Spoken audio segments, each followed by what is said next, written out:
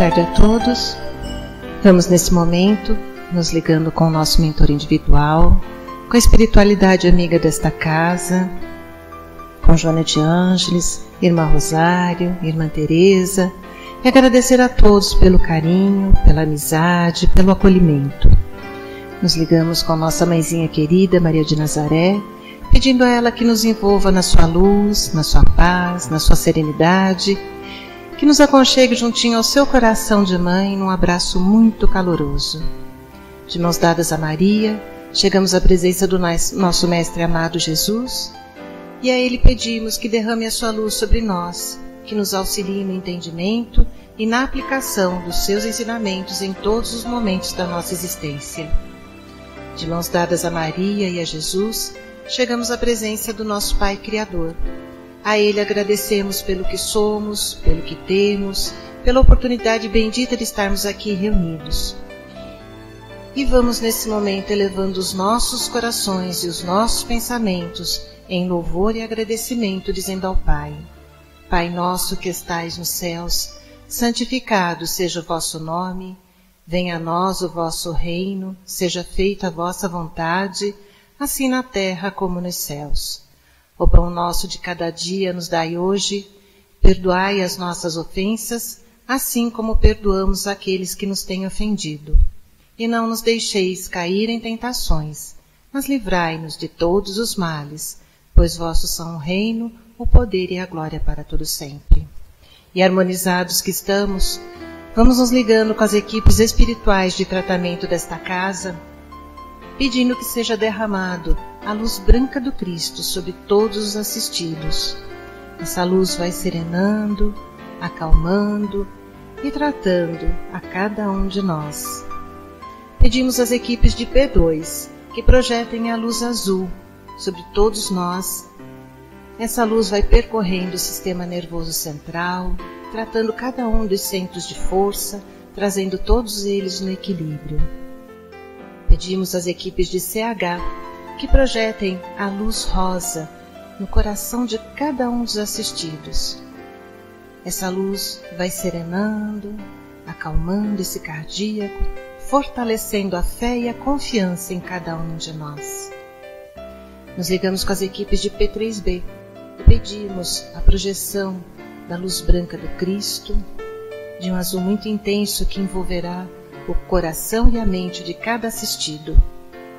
Pedimos também que sejam feitos todos os cortes de ligação que se fizerem necessários, que essas energias sejam levadas para o astral para o tratamento mais adequado. E vamos projetando um azul muito intenso em todo o sistema nervoso central e periférico, neurovegetativo, um rosa claro no cardíaco para aumentar a força, a confiança, a fé, um amarelo claro no frontal para ter pensamentos positivos, maior ligação com o mentor individual e força de vontade. E pedimos uma cúpula rosa clara vibrante da cabeça aos pés, envolvendo todos os assistidos de P3B. Aos assistidos de saúde, pedimos a projeção das cores do arco-íris, fazendo como uma cúpula protetora, envolvendo cada um desses assistidos pelo tempo que se fizer necessário. Que assim seja, Senhor. Graças a Deus. Convidamos a todos para que assistam neste momento a palestra que será colocada no ar. Que assim seja. E ainda com os nossos corações envolvidos em muito amor, vamos receber a nossa companheira Rosângela, que nos trará os ensinamentos desta tarde. Que Jesus o abençoe, que Jesus possa abençoá-la e que as suas palavras possam ficar em nossa mente e em nosso coração. Que assim seja.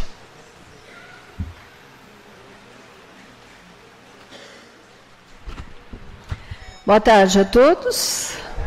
Sempre muito bom estarmos aqui reunidos, né? Hoje nós vamos falar um pouquinho dos milagres. Quando nós éramos de outras religiões, ou quando eu era pequena, né, criança, pequena eu sou até hoje, né, mas criança, a gente pensava nos milagres como um ato sobrenatural, uma coisa que não tinha explicação. A gente também nem tentava entender, era um milagre, né? O Espiritismo, na verdade, veio para explicar um pouco esses milagres. Nós temos no livro da Gênesis um capítulo dedicado aos milagres, explicando através da ciência que os milagres não têm nada de sobrenatural, eles seguem as leis divinas, simplesmente com outro entendimento, com uma outra visão. Então o Espiritismo nos esclareceu esses milagres que eram tidos como sobrenaturais. Na verdade, nós esquecemos que os milagres acontecem a todo instante, né? E eu queria contar uma historinha para a gente refletir um pouco sobre isso. Existia um reino onde o rei tinha que escolher um substituto. E aí ele não sabia quem escolher, e ele chamou todos os seus súditos, todos os homens daquele reino, e disse: olha, vai haver, para eu escolher o meu substituto, alguém vai ter que me trazer um trevo de 4 folhas que vai nascer no meio, num lugar aqui nesse reino. Quem conseguir encontrar esse trevo e me trouxer daqui a alguns dias, vai ser o meu substituto. Os homens olharam e falaram: gente, está brincando, né? Olha o tamanho do reino, como é que nós vamos encontrar um trevo de 4 folhas que vai nascer aí? Aonde? Como? Aí, claro, como todo ser humano, existia um grupo dos otimistas que falaram: não, mas nós vamos procurar e vamos encontrar. E existiam aquela turma dos pessimistas que falava: impossível, isso é impossível. 2 deles saíram juntos, um otimista e um pessimista, saíram em busca. Aí foram, andaram lá para o meio do reino, aquela selva toda, ficaram olhando, procurando. Aí um deles, o otimista, olhou e pensou: não, nós vamos ter que pedir ajuda. Levaram uma barraquinha, acamparam lá no meio da floresta, e o otimista saiu em busca de quem pudesse responder. E encontrou lá o gnomo que vivia lá na terra. E ele disse: você sabe onde eu posso encontrar um trevo de 4 folhas? Ele falou: é difícil. Aqui no meio dessa plantação toda, encontrar um trevo de 4 folhas é difícil. Mas não tem um jeito? Será que você não tem alguma ideia? Ele falou: olha, talvez se tiver uma terra remexida, fofa, que não esteja impactada, uma terra onde receba cuidados, quem sabe pode brotar ali um trevo de 4 folhas. Aí o pessimista tinha ouvido também e disse: mas tem muita terra nesse reino. O otimista disse: bom, eu vou preparar essa terra. Foi lá, fez um cercadinho num 1 metro quadrado de terra, revolveu aquela terra, arou aquela terra, jogou um pouquinho de adubo e deixou ali aquele 1 metro quadrado cercadinho de terra. E foram dormir. No dia seguinte, o pessimista acordou e disse: sem chance. O otimista disse: vamos procurar mais alguém, né? Aí ele chegou pro riacho que corria e disse: senhor riacho, existe algum lugar assim, nesse reino todo, que o senhor acha que pode brotar um trevo de 4 folhas? Ele disse: toda a minha margem. Eu molho toda a lateral da onde eu passo, eu percorro todo o reino, então em qualquer lugar na minha lateral pode nascer um trevo. O otimista disse: nossa, então eu vou fazer um desvio nesse córrego. E assim ele fez, para arar, para molhar o pedaço de terra que ele tinha arado. Então ele fez uma cavinha lá na terra, desviou um pouquinho do córrego para que a água chegasse naquele quadradinho de terra que ele tinha cercado e arado a terra. Então, ele já tinha um quadradinho de terra e já tinha água chegando até ali. Foi dormir de novo. No dia seguinte, ele acordou, ficou olhando para aquele pedacinho de terra. Aí ele subiu numa árvore bem alta e disse: árvore, você que é tão alta, vê tudo daqui de cima, por acaso você tem uma dica para me dizer onde é que vai nascer, onde é que tem um trevo de 4 folhas? A árvore lá de cima da sua altura olhou para baixo, olhou. Ela falou assim: olha, qualquer lugar pode ter um trevo. Esse reino é muito grande. Mas tem uma coisa, ela falou: eu faço sombra em todo lugar. E onde existe sombra, não vai brotar nada. O otimista diz: perfeito. Eu posso tirar os seus galhos mais altos para que a luz adentre até a terra? Ela disse: pode, tire os galhos mais altos, mais velhos, e deixe a luz entrar. E assim ele fez. Tirou vários galhos, de modo que a luz solar batesse naquele quadradinho que ele tinha cercado, tinha arado a terra, tinha feito a água chegar até ali. Aí foram dormir. E o pessimista diz: ah, vai ser impossível isso. No dia seguinte eles acordaram. Que mais eu posso fazer? Mas aí ele olhou para o céu estava escuro, ameaçando uma chuva, alguma coisa esquisita no ar. E todos os homens já estavam desistindo da ideia, porque já tinham rodado todo o reino e não tinham encontrado nada. De repente, aquele céu cinzento se transformou numa chuva, mas nessa chuva existiam sementes do trevo de 4 folhas. E por todo o reino caiu aquela chuva com as sementes do trevo de 4 folhas. Só que essas sementes caindo por todo canto, não encontravam nem solo fértil, nem luz solar e nem irrigação suficiente. Mas naquele quadradinho que o otimista tinha arado a terra, trazido irrigação e deixado chegar a luz solar, aquela semente caiu, germinou e floresceu. Ele colheu o trevo e foi levar para o rei. E ele diz: muito bem, o que você aprendeu com isso? O otimista diz: eu aprendi que não adianta ficar esperando. Eu tenho que preparar o recipiente, o solo, o invólucro para receber aquilo que Deus manda para nós. A nossa vida é exatamente isso. Não adianta nós acharmos que nada vai dar certo, e aí eu me acomodar e não fazer nada.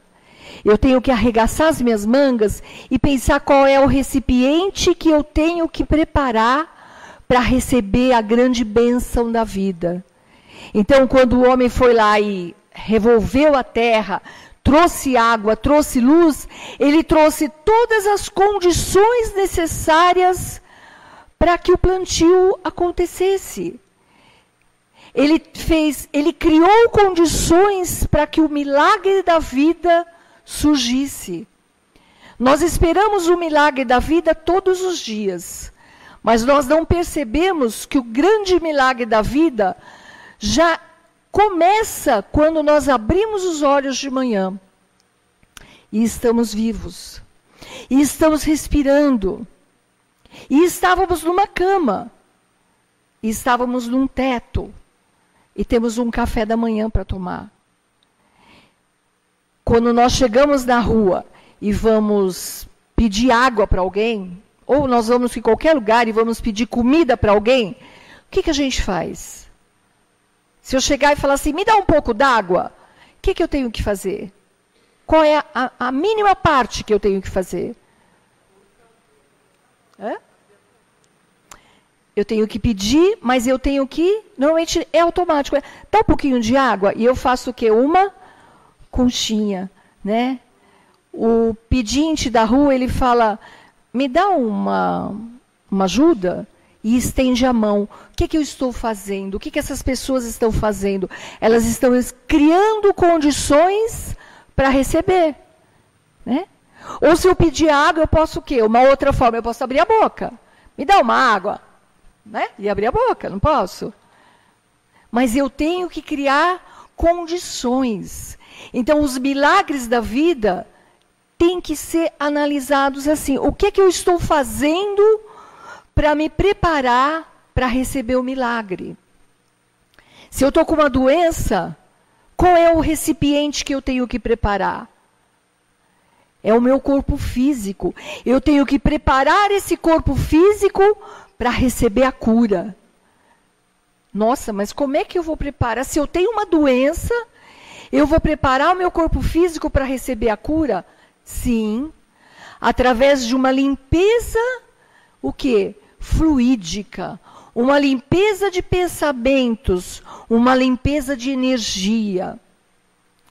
Eu tenho que ir em busca de ajuda, eu tenho que consultar um médico, eu tenho que seguir as orientações dele.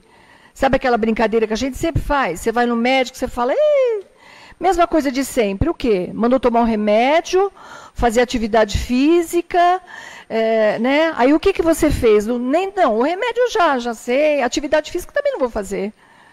Mas você quer a cura. Nós chegamos até a casa espírita com o coração cheio de esperança.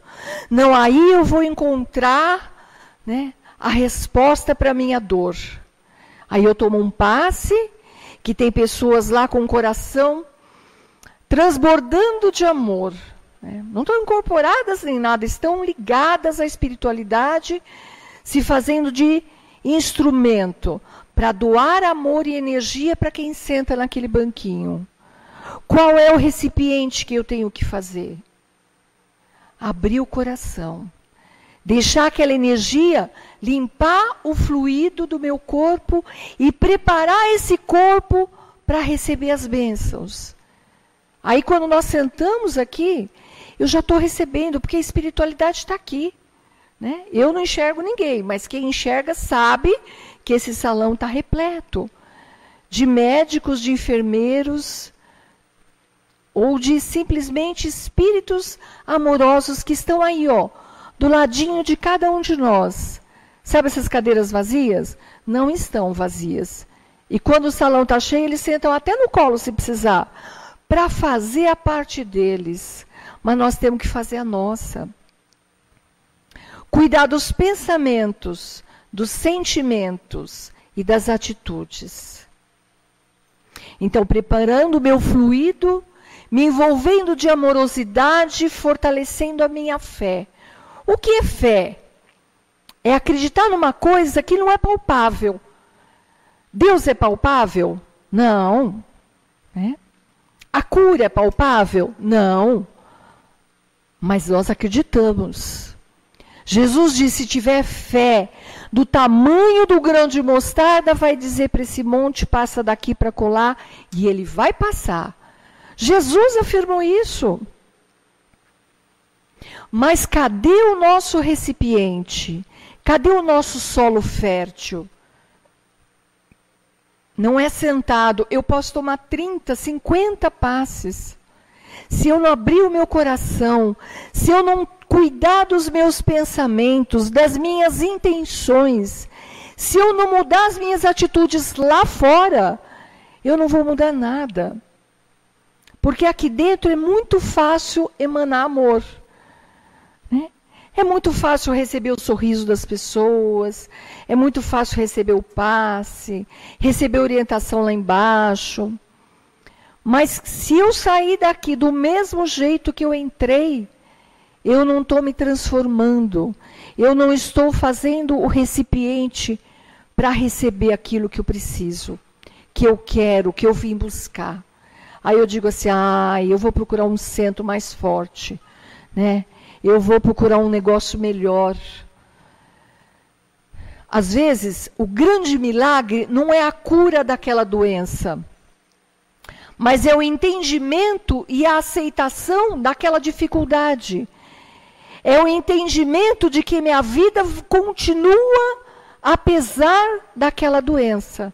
apesar daquele marido difícil, apesar daquela dificuldade econômica, nós vamos viver.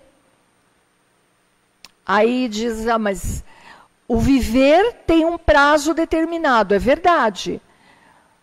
Mas como eu vou cumprir esse prazo determinado? Sabe aquela brincadeira? Você pode ir para o sacolão pensando assim, ai, que droga. Ai, dia de sacolão. Né? Tem que ir lá para o sacolão. Você pode falar, meu Deus, obrigada. Né? Que eu tenho como ir, eu tenho dinheiro para ir, eu tenho aonde ir. Os nossos avós, os nossos pais, né, dependendo da geração, eles andavam quilômetros para conseguir alguma coisa, uma carne. Ou então tinham que cuidar, né, criar no fundo do quintal, ter sua hortinha para conseguir. Eu falo que hoje é muito fácil nós sermos obesos. Muito fácil. Por quê? Porque é só você imaginar uma coisa, você vai não sei aonde, nos Carrefour, nos Pão de Açúcar, nos Dia da Vida, e acha o que você quer. Não é? Aquela história de desejo, por que tinha aquela história de mulher grávida, que desejo? Porque, né, as coisas eram assim difíceis. Ah, eu queria melancia, não, mas não é época de melancia, não vai encontrar melancia. Hoje você encontra todas as frutas o ano inteiro. Percebe? Então, é um grande milagre que acontece e que nós não damos conta do quanto nós temos. E o que fazemos com tudo isso? A gratidão, o sentimento de gratidão, está meio na moda, mas é porque cientificamente já foi provado que o sentimento de agradecimento a tudo que eu tenho faz meu cérebro funcionar de uma maneira que aumenta a minha imunidade. Olha, a imunidade, quer dizer, a resistência do meu corpo. Faz com que eu esqueça aquilo que eu não tenho. Porque quando você tem muito, aquilo que você não tem passa a ser desprezível. Às vezes eu brinco lá em casa que, nossa, ai, aconteceu isso, só isso. Nossa, isso é fácil resolver. Né? Ai, porque queimou a lâmpada, só isso. Gente, tranquilo. Né? Nossa, eu saí do médico, ele me deu um monte de remédios. Que bom. Que eu falo que o problema é quando a gente for no médico e ele fala assim, não vou nem te dar remédio porque não adianta mais. Aí o bicho vai pegar. Então percebe quando tudo pode ser olhado com uma outra visão, com uma outra ótica. Olha, nós estamos aqui em plena quinta-feira, depois de um feriado, estamos fazendo o quê? Reunidos em nome do Mestre. Todos poderiam estar aqui hoje? Não. Com certeza não. Alguns não querem. Mas a grande maioria não pode estar no horário desse aqui. Então, isso é um privilégio. Né? Alguém ficou lá em casa, ficou com meus filhos. Olha, alguém ficou para que eu venha aqui. Eu vim de algum jeito. Eu não andei meses para chegar aqui. Como na época de Jesus, que andavam meses, semanas, para chegar até no Mestre. A gente precisa andar semanas para chegar até o Mestre? Não. Aí muitos devem estar pensando assim, mas aqui não tem o Mestre. Não tem materializado, mas ele está entre nós. Então, o que eu queria que nós percebêssemos hoje é quantos milagres acontecem na nossa vida. A nossa vida é um milagre, estarmos aqui é um milagre.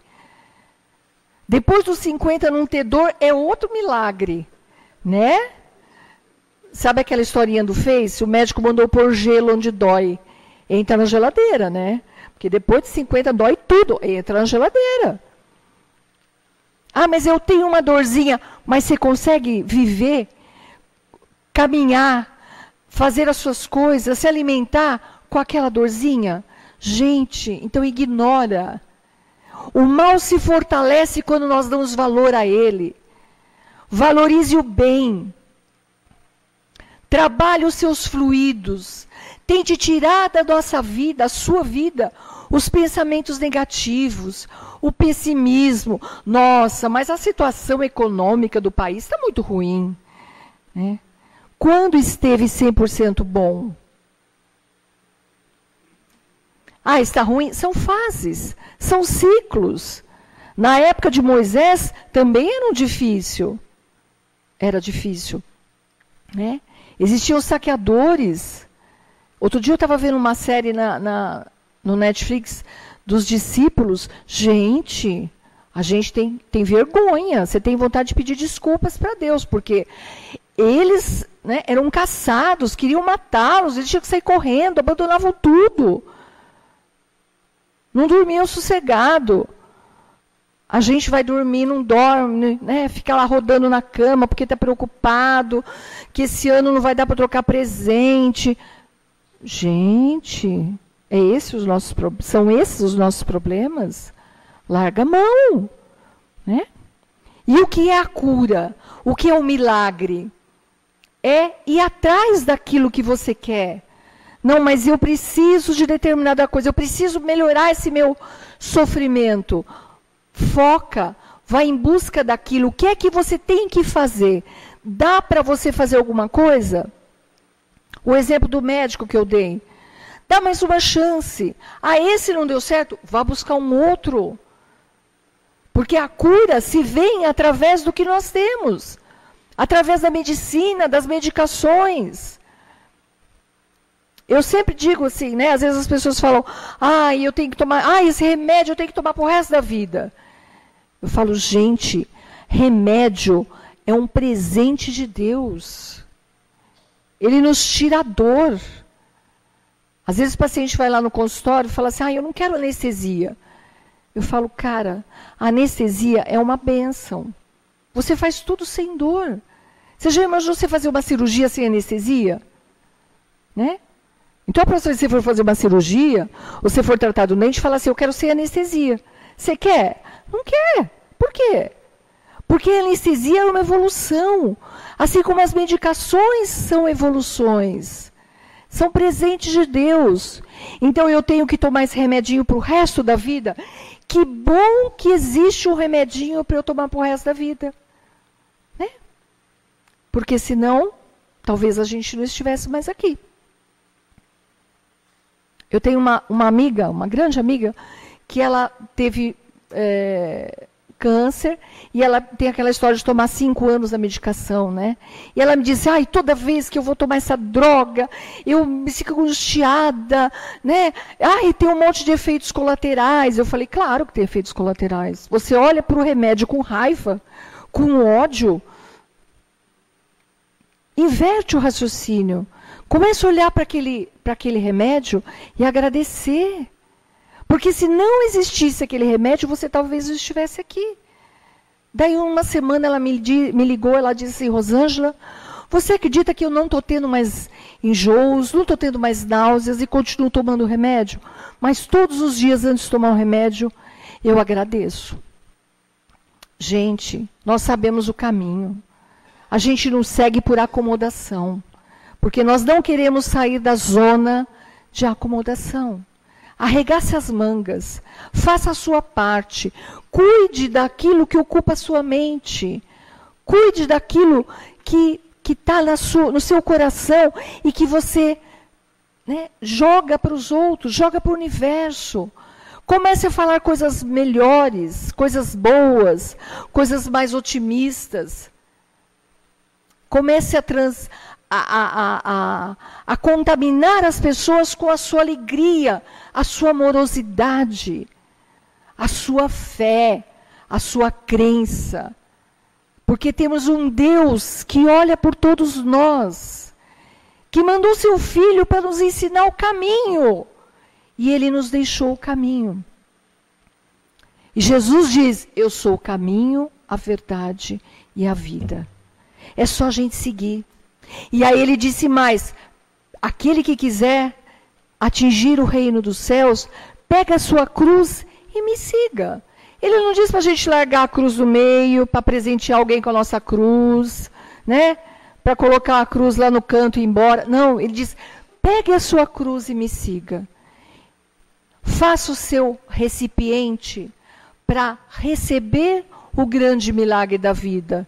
E vai ter um momento que você nem vai precisar mais desse recipiente, porque você vai perceber que o grande milagre da vida acontece a todo instante. Não peça a Deus para que você não tenha problemas. Peça a Deus para que Ele te dê força para você sucumbir àquele problema. Porque talvez você vá até o final da reencarnação com aquele problema, com aquela doença, com aquela dor. Mas aquilo nem vai te importar mais. Aquilo passou a ser tão insignificante que você vai caminhar feliz. Feliz porque tem um Deus que te ama incondicionalmente. Então, é esse o exercício. É perceber o milagre de todos os dias. Quando acordar de manhã e quando for dormir, perceba todos os milagres que te envolvem a cada instante. E nós, lá no fundo, seremos mais felizes. E aí vamos contaminar as pessoas com a nossa alegria de viver. Que Jesus esteja com todos vocês.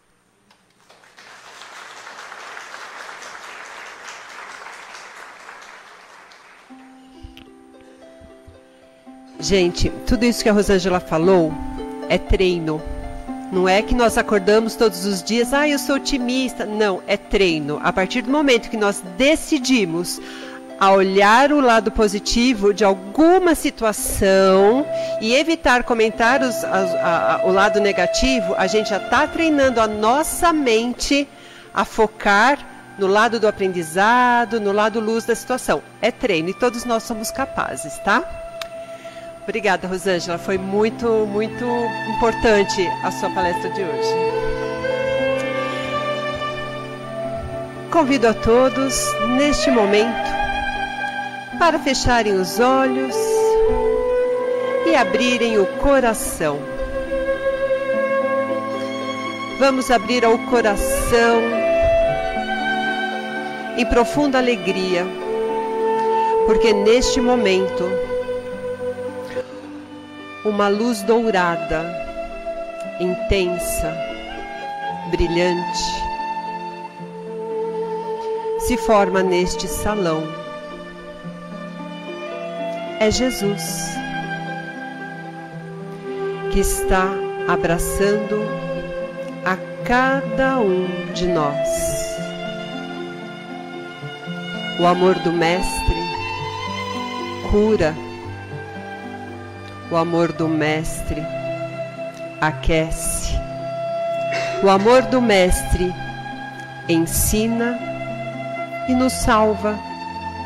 Nos salva das ilusões de uma vida perfeita, mas nos ilumina de que somos seres imortais e que todos nós estamos numa grande escola chamada vida. Um verdadeiro milagre oferecido pelo Pai.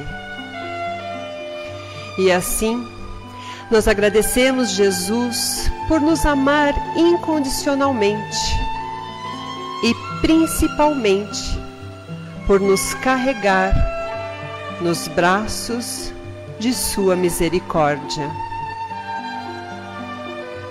Na condição de seres eternos, possuidores da centelha divina, neste momento, vamos oferecer a todas as hierarquias divinas que estão aqui a nossa contribuição na forma de amor. Vamos oferecer alegria, vamos oferecer paz, contentamento, leveza.